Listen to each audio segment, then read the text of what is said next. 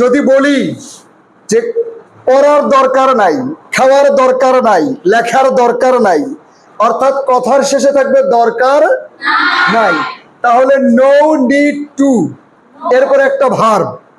যেমন no need to read, পড়ার দরকার নাই, তাহলে দরকার নাই এর জন্য কি করব? নো নিড টু, এরপরে একটা ভার্ব দিব, নো নিড টু রিড, পড়ার দরকার। আচ্ছা, খাওয়ার দরকার নাই, নো নিড টু ইট, লেখার দরকার নাই। আচ্ছা, দৌড়ানোর দরকার নাই, যাওয়ার দরকার নাই, নো নিড টু গো। আচ্ছা, কেনার দরকার নাই, বিক্রি করার দরকার নাই, বিশ্বাস করার দরকার নাই, no need to believe. Thank you. যদি বলি খেলার দরকার নাই, নো নিড টু প্লে। ঠিক আছে? আচ্ছা, এখন আমরা এই নো নিড টু বুঝলাম, দরকার নাই, সেই ক্ষেত্রে নো নিড টু এরপর একটা ভার্ব হবে, ঠিক কিনা? এখন আমি যদি বলি পড়ার কিছু নাই, দেখো দরকার নাই, নো নিড টু।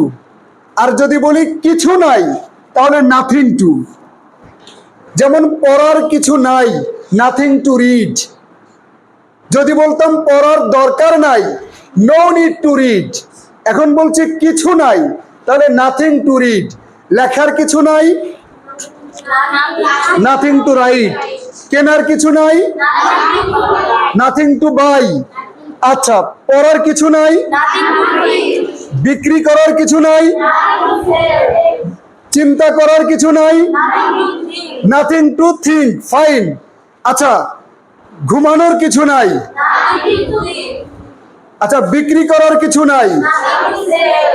এবার দেখো কিছু নাই, এ কারণে বললাম নাথিং টু, কিন্তু তুমি যদি বলো কিছু আছে, তাহলে বলতে হবে সামথিং টু। যেমন সামথিং টু রিড, পড়ার কিছু আছে, লেখার কিছু আছে,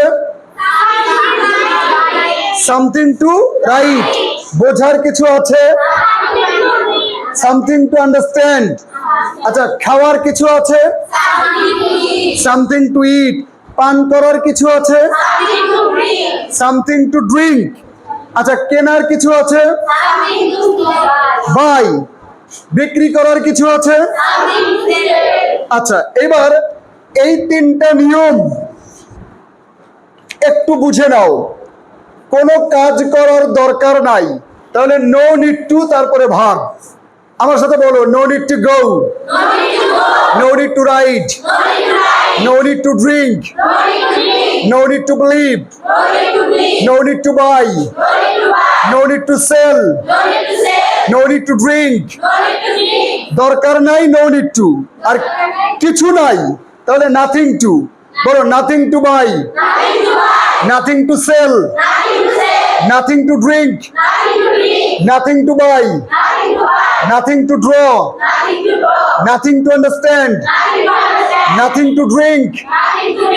আর কিছু আছে, তাহলে সামথিং টু।